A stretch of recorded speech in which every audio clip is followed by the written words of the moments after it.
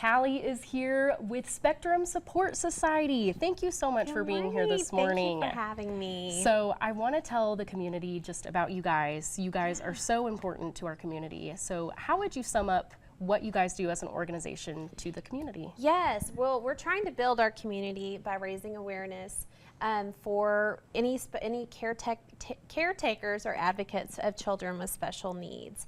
We have monthly support group meetings.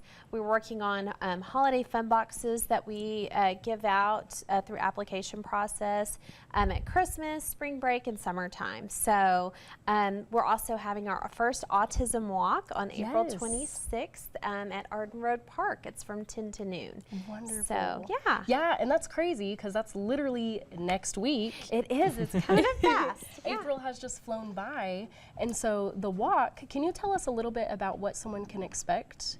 Sure. It's just a fun walk. It's free to the community. We just are going to walk around the park. We have bounce houses. We have a list of amazing food trucks.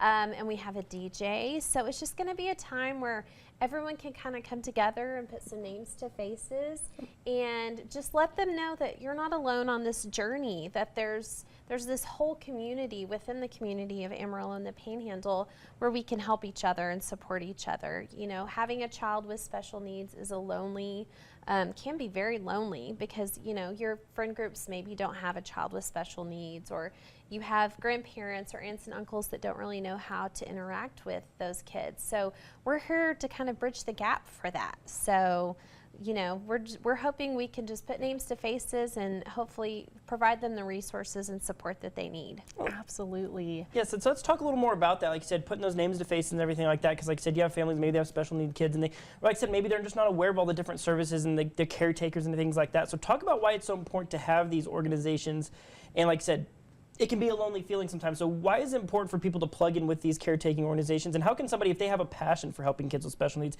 how can they plug in and help out? Yeah, to plug in with us specifically, you know, my son was diagnosed with autism at the age of 3.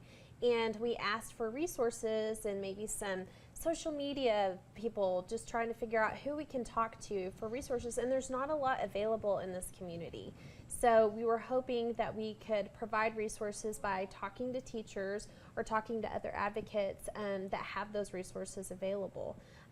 We have an amazing group of, our board is very supportive, and all of our volunteers that really, most of them are teachers in the school system. So they know how to get a hold of these resources, and they're able to use their just vast wealth of knowledge to say, oh, here's an idea, let's try this. And if it doesn't stick, someone over here can say, well, this worked for me, and it's just trial and error trying to figure out what's best for your kids. So, but we would love volunteers at all times.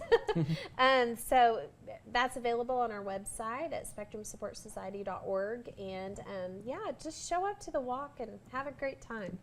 Yes, it's all about just coming together again as the community and again reiterating that you're not alone. And you know, it was so cool because I had you on the chat and we got to talk a little bit more about this mission and everything. And so what's to come for you guys after this walk?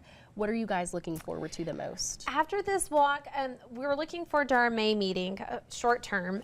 We're on May 1st from 6 to 7 at Polk Street Methodist Church. We're having another support group meeting, and that's really focusing, you know, May's graduation. So if you have a child who's graduating that has special needs, we're talking about transitional planning. What do you do with your kid? You know, we're looking at jobs, housing, just what the future looks like after they graduate high school. So that's where we're having some amazing speakers come in and set up and give our families some ideas on what that transition looks like. Wonderful. Well, so last time, can you give us the details again on the walk? It's next week. Yes, it's Saturday, April 26th, 9 to noon at Arden Road Park. So it's a fun walk. Everybody come out. If you know someone with autism, if you support autism, we would love to see y'all. Right. Very, very nice. It's going to be a great event for sure. So thank you for coming and visiting with us here this morning. Of course, yes, and hopefully by the time the 26th rolls around, the weather is going to be pretty nice. I'll have a closer look at your forecast here for these next couple of days as we gear up to head on into